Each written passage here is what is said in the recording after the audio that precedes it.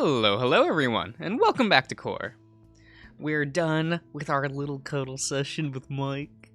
Always a good time, at least to me. I don't know about all of you, but I guess it's time for breakfast. Wait, you had time to go to the store, cuddle with Mike, and it's still morning? Okay, it's a little weird. I don't know how time works, guys. Breakfast happens, and honestly, aside from my escapade, yes, to the supermarket with Gus before, it feels like a deja vu. I mean, at least this time I'm present while everyone's having breakfast, but there's nothing really going on. Mostly silence filled by the sound of our munches. However, everyone seems to be okay with it. And while I don't mind silence between friends, I'm afraid this is going to be the norm every day now. So, is there something new to talk about? Like, what? We've all just woken up. There hasn't been any time to do anything yet. Is something okay, Rob? That came a bit out of nowhere. Yes. I guess I'm just slightly worried. This feels a bit samey, like yesterday morning. Is that a bad thing? We already said that if we couldn't figure something out together, we'd have the day for ourselves. Well, we haven't even tried yet, and this time it's sooner than yesterday. Gus is free today. From what you said, so we could ask him if there's something he feels like doing. Isn't this too soon still? I still want to do some exercise before lunch. And I guess I like to get some air too, but after that, I'm solid for any plans. In other words, we have some time to ourselves until lunch. I won't lie, free time is something that's always appealing to me, so I'm good with it. But what do we do after? What do you all feel like doing? No one really responds after the question. In fact, there's an uncomfortable feeling in the living room. I know how comfortable silence feels, and this is not it. Well, I guess Ed was right. We really ran out of ideas on what to do on the fourth day, and we still have more than a week left. I'm pretty sure there's something else we can do, but we're getting lazy. You know, we came from the city to a small, relaxing town. It's normal that our brains are taking it slow too. Your brain has always been slow. And here's Hector, spreading the love the only way he knows how to. The comment makes me smile, and I can hear Hector giggle next to me. But he has a point, there is no hurry. But if we take it any slower, by the time we realize the 2 weeks are going to pass, and we'll have just gone to 3 places, and that's that. Come on, there's gotta not be more to do. Maybe it doesn't even have to be somewhere from Core. Ah, I know. What if we play some of the board games Ed brought with him today? I knew I'd save the day at some point. Well, I doubt the opposite. I won't be opposed as long as I get some time. Exercising first, you know. You freak of nature, you. Damn, Ed. Ed is fired up. I'm sure I can beat you at your own games. Hey, before you two start clashing against each other, what kind of games are available, Ed? I'm glad you asked. I have a modest variety of games that go from heavily strategic. No, I'll pass on that. I honestly don't think I could handle that kind of intensity. In other words, you don't want to think too hard. As a good himbo would. In that case, I also have the simpler games, almost like party games. Don't pull out the drinking games yet. It's too soon. For you. I'm talking about Pictionary and stuff like that. Oh, of course Ed likes that game. He's the only one here who can draw. I don't need to know how to draw to play that game, though. The fun part is messing around. You still need your team to guess the picture right, Mike, or you'll lose. I'm a bit silent, but I'm happy. I'm glad that my idea seems to be sticking. I prefer this to some silence during breakfast, honestly. I think I prefer anything over silence, even if I'm comfortable with it. Wait, there's one game I definitely want to play with everyone here. I raise my hand to get their attention, or at least Ed's. You raise your hand? No. You slam your hand on the table and demand everyone's attention. Come on. We should definitely play Mafia with Gus, too. That game would be very fun. Mafia? It's a game where we go through day and night cycles, and each of us has a role. Depending on our role, you can do an action at night or not. There's a specific role that is the mafioso. And that person has to kill a player at night. If he kills everyone, the mafioso wins. But if during the day he's lynched by the other players, everyone else wins. In other words, it's a game about tricking people. I'm into that. It doesn't sound terribly hard to play. I can give it a try. I agree that it sounds fun. But maybe we should focus on playing Pictionary for today. It sounds like we might need more ideas for another slow day. Ah, well, right.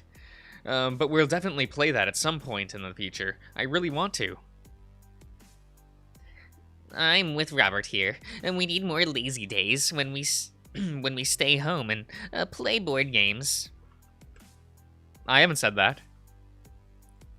Well, I think we have an afternoon covered for that. I'll text Gus to let him know he can come over whenever.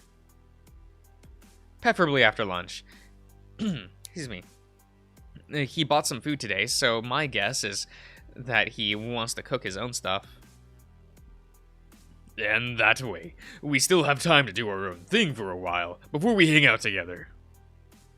Great! I'm looking forward to today. That being said, I'm going to go ready to run for a while. Well, I think I'm going to stay here for a chance to read my comic while you're out. And I'm obviously staying upstairs, playing some games. Does anyone really have to ask? I snicker at that comment, and then I look at Faust to find he's looking right back at me. It catches me by surprise, admittedly. I'm heading out to get some air for my part. I was wondering if you'd be fine coming with me, Rob. I'm about to ask him why, but something tells me it might be related to what we talked about yesterday. But I want to be with Mike. I'm sorry for breaking my promise to run with you every day, Mike, but I promise I'll do that tomorrow. Probably. Yes, just like how in the Echo playthrough, Chase promised to go on runs with TJ. Ah, promises of exercise kept. Sure thing. I was going to head out too, so it makes sense to go together. I would join you guys, but I want to focus on getting some good exercise. I'm sure you'll understand. I'm devastated you're leaving us. Hey, you're the one who's leaving me. You said you'd work out with me. I knew you'd remember that. I'll make an extra effort another day instead, then. You better. Alright, when you're all done with breakfast, leave everything in the sink. I'll wash it when I'm back. That means that I get to cook today. Only you would be excited to get to work on cooking after working out. I'm full of energy. I have to use it somewhere, my friend. Faust shows a pleased smile before standing up, and I follow his example. They'll handle everything just fine, I'm sure, but... Alright, no one burned down the house while we're gone. I say that in general, but I decide to focus on Hector, who looks almost offended. How the fuck would I burn down the house? What a gratuitous attack. I'm slowly getting used to hear Hector saying fuck, but fuck if it still feels strange. Faust pats my back before he opens the door, heading out, so I wave goodbye and follow him. We take a moment to put on my shoes and his sandals before walking down the small stairs in front of the house, reaching the sand. I look back at Faust, wanting to make sure that he's fine. but he seems to be relaxed. It's nice, considering how emotional we both were yesterday. I wonder what he's thinking about right now. He stares at the sea for a few seconds before he looks at me, and then he points to the direction behind the house, where we were yesterday. I figured that's where he wanted to go. I guess I'm glad that he told me to go with him. He walks there in silence while I follow him, making sure I don't trip on his tail. I'm used to it, but I don't think accidentally stepping on it right now would be good. Once we get there, he rests his back against the wall of the house and slides down so he can sit. And once again, I follow his example, sitting next to him. Don't worry, I'm not going to smoke right now. I think I can still hold back for a while longer, but I can already feel the urge. It has to be tough, but I'm glad you told me to come with you. Well, I trust you, Rob. And I wanted to make sure someone would stop me if I ended up with a cigarette between my fingers. I appreciate his sincerity, but I can tell it's hard on him. He has a specific look on his face, as if he has an itch he knows he shouldn't scratch. I place my hand on his back, rubbing it in a friendly way, before sighing. You know I will, but I'm sorry with how I reacted yesterday to some things. It was a bit out of place. I agree, but it's alright. I know we're both emotional people. It's something that I like about you, after all. I'm glad you do. But being emotional is not an excuse to put my problems before yours. I see he opens his mouth to probably say something, but he doesn't. Instead, he looks out in front of him, staring at nothing. Most people would think it's about the. I've had it. Wait, most people would think I've had it the worst, and, well, I don't like it. I don't want to think about it. I just want to move on. I need these guys to put me back in my place if I get too stupid, like Faust did yesterday when I asked for a cigarette. I need to trust them. I feel a weight on my shoulders, but it's not Faust's hand. I can barely see without turning my head. But it definitely feels like he rests his head on my shoulder.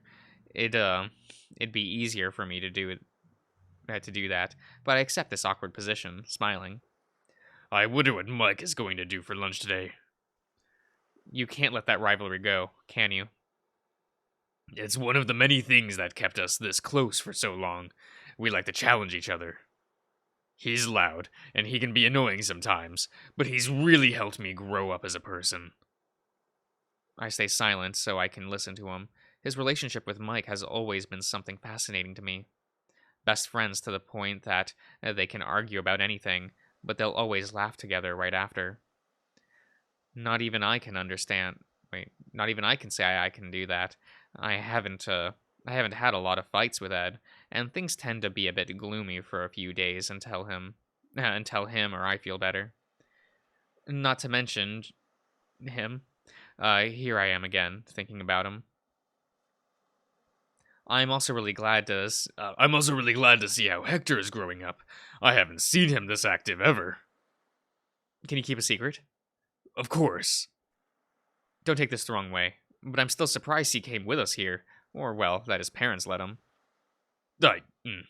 I'm not sure. His parents know Rob. What? He hasn't mentioned them at all so far, and I haven't seen him call them over the last 4 days. Besides, when I picked him up, before, we got on the train to Core. He was already with Mike. I haven't asked him because it's none of my business, but... That sounds odd. They wouldn't let him stay at Mike's like that. Maybe he knows. Most probably. But again, none of our business. He's right. But I'm definitely curious now. Hector's parents are super protective of him. They always have been. If he hasn't told them, I wonder if his sister would know. I don't think he'd keep her in the dark. Call her, find out. The conversation dies after that, with him still resting his head on my shoulder. And I'm okay with that, even if it's a bit uncomfortable because he's bigger than me. After a while, though, he pats my back and helps me stand up so we can go back inside. Lunch goes about as expected, without any problems. The food's good, unsurprisingly, and Mike gloats about it in front of Faust. He tries not to give him too much attention, but we can all tell he's starting to think Mike's better at cooking than him. However, as soon as we finish eating and cleaning the dishes, Ed disappears from our sight, and he comes back just as fast with a couple of board games. Okay, Gus texted to let us know that he's finished eating too, and he'll be coming over anytime. So I'm going to get the first game ready. Pictionary, right? I wanted to start with the other one, but alright. I'll have to kick ass in this one too. These aren't video games, Hector. You might want to hold your tongue. To be fair, these games don't require a lot of strategy to win, so it could be anyone. Even Mike. Mike's little face. Fuck you. I can win at any board game if I try hard enough. A knock on the door interrupts us, and Ed's ears perk up, an excited grin plastered on his face. Before he storms over to the door, opening it, he hugs the otter in front of him before making him leave his sandals behind, and then they step inside. Hey guys, how's it going? It's nice to see you again, Gus. Right? Absolutely. Well, we do need 6 players to play any of these games. Mike visibly elbows Hector at his side while keeping his smile. Meanwhile, Hector looks like he's plotting his assassination. What is this face? What is this face on Hector? Okay. I was just going to say, I'm really glad to see him here anyway. BDSM,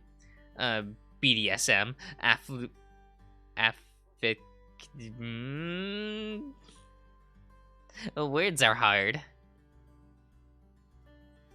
Hector, please, leave something for the bedroom. Y'all still as lively as ever, I see. Come on, murder each other during the game or not. I'm assuming Ed has told you the plan for today, right? Ed leaves our side to keep preparing a small whiteboard for us to draw with. How did he bring that here?